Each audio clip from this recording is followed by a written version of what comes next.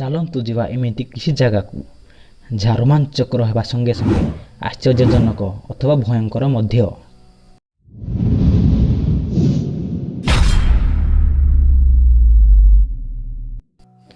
Devils kettle ମିନେସୋଟାରେ ବହୁଥିବା ଗୋଟିଏ ସୁନ୍ଦର ନଦୀ, ଯାହା ତା'ର ସୁନ୍ଦରତା ପାଇଁ ଆପଣଙ୍କୁ ଆନନ୍ଦ ପ୍ରଦାନ କରିବ, କିନ୍ତୁ ଏହାର ଦୁଇ ଧାରାରେ ପରିଣତ ହୋଇ ବହିବା ବହୁତ ଅଜବ ଅଟେ। ଏହାର ଗୋଟିଏ ଧାରା ତଳକୁ ଯାଇ ନଦୀରେ ମିଶିଯାଏ, କିନ୍ତୁ ଅନ୍ୟ ଧାରାଟି କେଉଁଆଡ଼େ ଯାଏ ତାହା କାହାକୁ ଜଣା ନାହିଁ। ତାହେଲେ ଏହି ଧାରାଟି ଯାଉଛି କୁଆଡ଼େ? ବୈଜ୍ଞାନିକମାନେ ଏହି ନଦୀରେ ନୀଳ ସ୍ୟାହି ପାଣିରେ ମିଶାଇ ଜାଣିବାକୁ ଚାହିଁଲେ, କିନ୍ତୁ ତାହା ପାଣିରେ ଗାୟବ ହୋଇଗଲା। ଆଜି ପର୍ଯ୍ୟନ୍ତ ଏହାର ରାଜ କାହାକୁ ବି ଜଣା ନାହିଁ। ହେସେଡାଲେନ୍ ଲାଇଟ୍। ଏହା ଗୋଟିଏ ବଡ଼ ଅଜବ କଥା କି ନରୱେର ଘାଟିରେ ଲୋକମାନଙ୍କୁ ଖୋଲା ଆକାଶରେ ବିଭିନ୍ନ ରଙ୍ଗ ବେରଙ୍ଗର ଲାଇଟ୍ ଦେଖିବାକୁ ମିଳେ। ଏହା ସେମାନଙ୍କୁ କିଛି ଭଗବାନଙ୍କ ଚମତ୍କାର ପରି ଲାଗେ।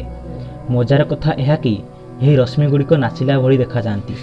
ପ୍ରାୟ 4 ଦଶକରୁ ଏହିପରି ହୋଇ ଆସୁଛି। ବୈଜ୍ଞାନିକମାନେ ଏହା ବିଷୟରେ କିଛି ଜାଣିପାରି ନାହାନ୍ତି, କିନ୍ତୁ ନରୱେର ସ୍ଥାନୀୟ ଲୋକମାନଙ୍କର କହିବା ଅନୁଯାୟୀ ଏହା ଗୋଟିଏ ରେଡ଼ିଓ ଆକ୍ଟିଭ୍ ନଦୀର ଦ୍ୱାରା ସୃଷ୍ଟି ହେଉଛି।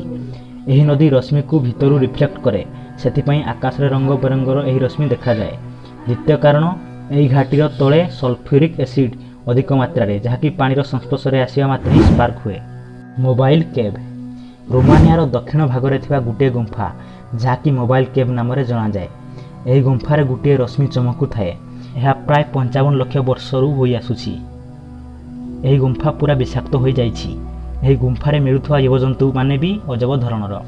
ଗୋଟିଏ ଜୀବ ଆମ ବାତାବରଣକୁ ପ୍ରବେଶ କଲା ମାତ୍ରେ ହିଁ ତା'ର ମୃତ୍ୟୁ ହୋଇଗଲା। ଏଠାରେ ସଲଫ୍ୟୁରିକ୍ ଏସିଡ୍ ହେଲେ ବି 35 ପ୍ରକାରର ଜୀବଜନ୍ତୁ ରହନ୍ତି। ଏହା ନିଶ୍ଚିତ ଭାବରେ ଆଶ୍ଚର୍ଯ୍ୟଜନକ। ଲେକ୍ କରାଚି। ଆପଣମାନେ କଳ୍ପନା କରିପାରିବେ ନାହିଁ କି ଆପଣ ଯେଉଁ ନଦୀ ପାଖରେ ଠିଆ ହୋଇ ମୃତ୍ୟୁର ଶିକାର ହୋଇଯିବେ। ଏହା କୌଣସି ଗପ ନୁହେଁ, ବରଂ ଏହା ସତ। ସୋଭିଏତ୍ ୟୁନିୟନ ପାଖରେ ନ୍ୟୁକ୍ଲିୟର ସିଷ୍ଟମ୍ ଅଛି, ଯାହାକି ବହୁତ ଖତରନାକ। ସେହିପରି ଗୋଟିଏ ନ୍ୟୁକ୍ଲିୟର ପ୍ଲାଣ୍ଟ ନିକଟରେ ଗୋଟିଏ ହ୍ରଦ ତିଆରି କରାଯାଇଛି। ଏଠାରେ ଏତେ ମାତ୍ରାରେ ରେଡ଼ିଓ ଆକ୍ଟିଭ୍ ରହିଛି, ଯଦି ସେଠାରେ କୌଣସି ବ୍ୟକ୍ତି 1 ଘଣ୍ଟା ପାଖାପାଖି ରହିଗଲା ତ ତା'ର ମୃତ୍ୟୁ ସୁନିଶ୍ଚିତ। ସୋଭିଏତ୍ ୟୁନିୟନ ତା'ର ସମସ୍ତ ନ୍ୟୁକ୍ଲିୟର ବିଷାକ୍ତ ପଦାର୍ଥ ଏଇଠାରେ ଫିଙ୍ଗିଥାଏ। 1997ରେ ଏହି ହ୍ରଦରେ ଗୋଟିଏ ବିସ୍ଫୋରଣ କରାଗଲା। ତା'ର ଫଳସ୍ୱରୂପ ଏଠାରୁ ବାହାରିଥିବା ରେଡ଼ିଓ ଆକ୍ଟିଭ୍ ରଶ୍ମିଗୁଡ଼ିକ 23,000 କିଲୋମିଟର ପର୍ଯ୍ୟନ୍ତ ଘାତକ କ୍ଷତି ପହଞ୍ଚାଇଲା। ବହୁତ ମୋଟା କଂକ୍ରିଟ୍ କଲା ପରେ ମଧ୍ୟ ଏହାଦ୍ୱାରା ହୋଇଥିବା କ୍ଷତି ରୋକାଯାଇ ପାରିଲା ନାହିଁ। Double tree of Casorzo. ଇଟାଲୀର ପିଆମେଣ୍ଟାଲ ଇଲାକାରେ ଗୋଟିଏ ବୃକ୍ଷ ଅଛି, ଯାହାକୁ ଦେଖିଲେ ଆପଣ ଆଶ୍ଚର୍ଯ୍ୟ ନ ହୋଇ ରହିପାରିବେ ନାହିଁ। ଏହି ଗଛ ଦେଖିବାକୁ ଚେରି ଗଛ ପରି, କିନ୍ତୁ ଏହା ଆଉ ଗୋଟିଏ ଗଛ ଉପରେ ହୋଇଛି। ଏହା ବହୁ ବର୍ଷ ହେଲା ସେଠାରେ ରହିଛି। ଯେତେବେଳେ ଉପର ଗଛରେ ଫଳ ହୁଏ ସେତେବେଳେ ତଳ ଗଛ ଖାଲି ରହିଥାଏ, ଓ ଯେତେବେଳେ ତଳ ଗଛରେ ଫଳ ହୁଏ ଉପର ଗଛ ଖାଲି ରହିଥାଏ। ଅଜବ କଥା ଇଏ କି ଏହାକୁ ଦେଖିବା ପାଇଁ ଲୋକମାନେ ଦୂର ଦୂରାନ୍ତରରୁ ଆସନ୍ତି। Sleeping city of Kalachi. କାଜାକସ୍ତାନର କଲାଚି ସହର ନିଦ୍ରାର ସହର ବୋଲି କୁହାଯାଏ। ସେଠାରେ ଲୋକମାନେ ଗୋଟିଏ ଅଜବ ରୋଗରେ ପୀଡ଼ିତ ହୋଇଛନ୍ତି, ତେଣୁ ସେମାନେ ଯେଉଁଠାରେ ହେଲେ ମଧ୍ୟ ଶୋଇଯାଆନ୍ତି। ଚାଲି ଚାଲି ମଧ୍ୟ ଶୋଇପଡ଼ନ୍ତି। ଉଠିଲା ପରେ ସେମାନଙ୍କର କିଛି ମନେ ପଡ଼େ ନାହିଁ। ଏହା କାହିଁକି ହୁଏ? ଏହାର କାରଣ କେହି ଜାଣିପାରି ନାହାନ୍ତି। ଲୋକଙ୍କ କହିବା ଅନୁସାରେ ଏହାର କାରଣ ସେଠାରେ ଥିବା ରେଡ଼ିଓ ଆକ୍ଟିଭ୍ ଖାଦାନ, ଯାହାଦ୍ୱାରା ସେଠାରେ ବାହାରୁଥିବା ରେଡ଼ିଓ ଆକ୍ଟିଭ୍ ପଦାର୍ଥ ହିଁ ନିଦ ଆସିବାର କାରଣ। ଫଏରୀ ସର୍କଲ୍। ନାମିବିଆରେ ଅଜବ ଧରଣର ଜାଗା ରହିଛି, ଯେଉଁଠି ବଡ଼ ବଡ଼ ପଡ଼ିଆରେ ଗୋଲ ଗୋଲ ପରି ତିଆରି ହୋଇଛି। ଏହା କିପରି ତିଆରି ହୋଇଛି, ବହୁତ ବୈଜ୍ଞାନିକମାନେ ବିଭିନ୍ନ ପ୍ରକାରର ମତ ଦେଇଛନ୍ତି, କିନ୍ତୁ ସେସବୁକୁ ଗ୍ରହଣ କରାଯାଇ ନାହିଁ। ଅନୁମାନ କରାଗଲା କି ଏହା କୌଣସି ପୋକମାନଙ୍କ ଦ୍ୱାରା ହୋଇଥିବ, କିନ୍ତୁ ଏହାକୁ ମଧ୍ୟ ବେକାର ସାବ୍ୟସ୍ତ କରାଗଲା। ହମ୍ ଅଫ୍ ଟାଓଜ୍। ଆପଣ କ'ଣ ଅନୁଭବ କରିବେ ଯଦି ଆପଣଙ୍କୁ ଏମିତି ଏକ ଆୱାଜ ଶୁଣାଯିବ, ଯାହା ସାଧାରଣ ଆୱାଜ ନ ହୋଇ ଆପଣଙ୍କୁ ଇରିଟେଟ୍ କରୁଥିବ?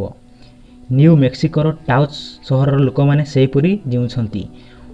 1990ରେ କାନରେ ବାଜୁଥିବା ସେହିପରି ଆୱାଜ ବିଷୟରେ ଲୋକମାନେ ସରକାରଙ୍କୁ କହିଲେ। 20 ବର୍ଷ ବିତିଗଲା, କିନ୍ତୁ କିଛି ଜଣାପଡ଼ିଲା ନାହିଁ। ଶେଷରେ କୁହାଗଲା କି ଏଠାରେ ରହୁଥିବା ଲୋକମାନଙ୍କର କାନ ସାଧାରଣ ଲୋକଙ୍କ ଠାରୁ ଅଲଗା। ସେମାନେ ଏହି ଆୱାଜ ମଧ୍ୟ ଶୁଣିପାରନ୍ତି, ଯାହା ଆମ୍ଭେମାନେ ଶୁଣିପାରୁନାହୁଁ। Lighting storm. ଭେନେଜୁଏଲାର ଆକାଶରେ ଭୟଙ୍କର ତୁଫାନ ହୁଏ। ଏହାର ପଶ୍ଚିମ ଭାଗରେ ଗୋଟିଏ ନଦୀ, କିଏଟ୍ ଟାଟାମ୍ବୋ। ଏହି ନଦୀର ଉପରେ 12 ମାସ ତୁଫାନ ଲାଗି ରହିଥାଏ। ଏହା ପୁଣି ଘଡ଼ଘଡ଼ି ବିଜୁଳି ସହିତ ହୋଇଥାଏ। ଏହି ତୁଫାନ ସବୁବେଳେ ଏହି ନଦୀ ଉପରେ ଲାଗି ରହିଥାଏ। ବୈଜ୍ଞାନିକମାନେ ଏହାର କାରଣ ଏହାର ପାଖାପାଖି ଥିବା ୟୁରାନିୟମ୍ ଚଟାଣ ବୋଲି କହିଲେ। 2010ରେ ଅଚାନକ ଏହି ତୁଫାନ ବନ୍ଦ ହୋଇଗଲା। ଅନୁମାନ କରାଗଲା କି ଏହି ତୁଫାନ ଆଉ କେବେ ଆସିବ ନାହିଁ, କିନ୍ତୁ ଏହି ତୁଫାନ 6 ସପ୍ତାହ ପରେ ପୁଣି ଆସିଲା। ବୋଏଲିଂ ରିଭର। ଆପଣ କେବେ କଳ୍ପନା ବି କରିପାରିବେ ନାହିଁ କି ଆମାଜନ ଜଙ୍ଗଲରେ ଗୋଟିଏ ନଦୀ ବହୁଛି, ସାନାଇଟିଂ ଫିକ୍ସା। ଏହି ନଦୀର ପାଣି ଭୟାନକ ଭାବରେ ଫୁଟୁଥାଏ। ଏହାର ତାପମାତ୍ରା ସବୁବେଳେ 91 ଡିଗ୍ରୀ ସେଲସିୟସ୍ ଠାରୁ ଉପରେ ଥାଏ। ଯଦି ସେଠାରେ କୌଣସି ପଶୁ ଆସିଗଲା ତ ସେ ସେହିଠାରେ ହିଁ ମରିଯାଏ। ଏହାର କାରଣ ଜ୍ୱାଳାମୁଖୀ ବୋଲି କୁହାଯାଏ, କିନ୍ତୁ ଜ୍ୱାଳାମୁଖୀ ଏହାଠାରୁ 700 କିଲୋମିଟର ଦୂରରେ ରହିଛି, ଯାହା ଏପରି ହେବା ଅସମ୍ଭବ। ଏହା କାହିଁକି ଏମିତି ହୋଇଥାଏ? ଆପଣଙ୍କ ମତ କ'ଣ ରହିଛି କମେଣ୍ଟ କରି ଜଣାନ୍ତୁ।